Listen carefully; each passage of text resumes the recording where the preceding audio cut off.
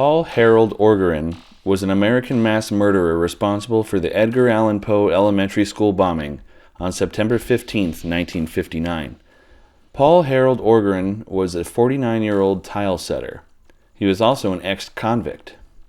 Orgeron and his ex-wife Hazel were twice divorced due to spousal abuse. He had just moved from Atlas, Oklahoma to Houston, Texas, bringing along his 7-year-old son named Dusty Paul.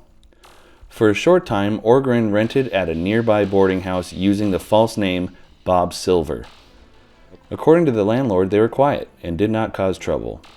Sometime later, Orgeron sought to enroll his son in second grade at Edgar Allan Poe Elementary School. Though without birth and health certificates for his son, enrollment was denied. He said he would come back the next day with the certificates and then left their office. At around 10 o'clock in the morning, Orgeron and his son walked onto the school playground and approached a teacher named Patricia Johnston. Patricia was gathering her second graders for their return to the classroom. Orgeron handed her 2 notes, but she was unable to understand them. The scribbled notes were illegible. Later, police managed to decipher them. The first note read, "Please do not get excited over this order I'm giving you. In this suitcase you see in my hand is full to the top with high explosive. I mean high.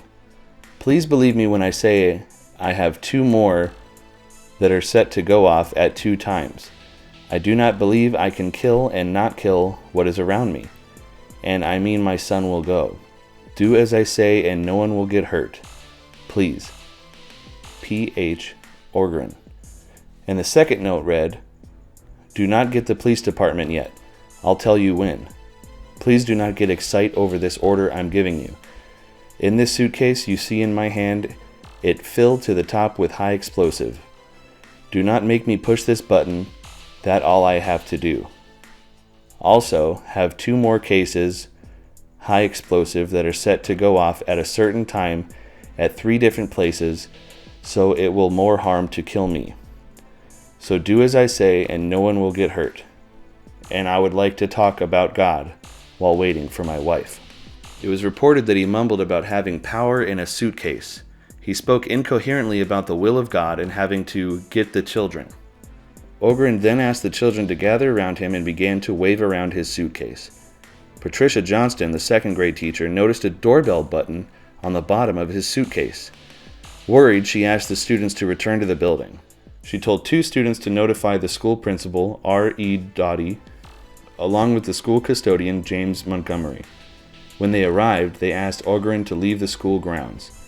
Orgeron opted to ignore their requests, and seconds later, Orgeron held his suitcase and detonated it. It is estimated that the suitcase held 6 sticks of dynamite. 6 lives were lost in the explosion. Orgeron, his son, 2 students, the custodian, and a teacher.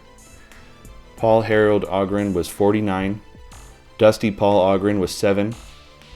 Jenny Catherine Coulter was 54. James Arlie Montgomery was 56.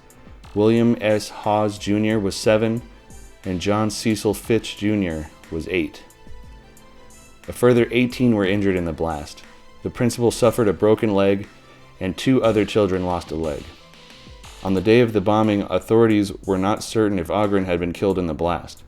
Because of this uncertainty, the Texas National Guard was assigned to protect other elementary schools in the area. When the police arrived, they discovered a 6-inch deep hole in the asphalt. They found victims' bodies burnt and mutilated. Some actually had their clothes ripped off by the blast. A young girl was reportedly thrown over 100 feet. Not sure where Orgeron was, police assumed he was still at large. Fearing additional bombs, they evacuated the school. But they wound up finding Orgeron. Small pieces of his body were scattered in the surrounding bushes, as well as on neighboring houses and buildings. Upon finding his left hand in a nearby hedge, they were confident Orgeron had, in fact, died in the blast. Authorities used his severed hand to identify him through fingerprints, which of course were on file due to his prior convictions. After searching his station wagon, they found additional explosives along with a receipt for detonators and 150 sticks of dynamite from 3 weeks earlier. There was little to no media coverage. A memorial was not constructed at the elementary school.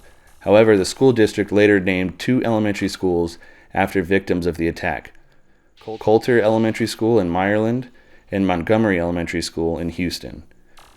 This is for informational purposes only. The people responsible and their actions should in no way be glorified.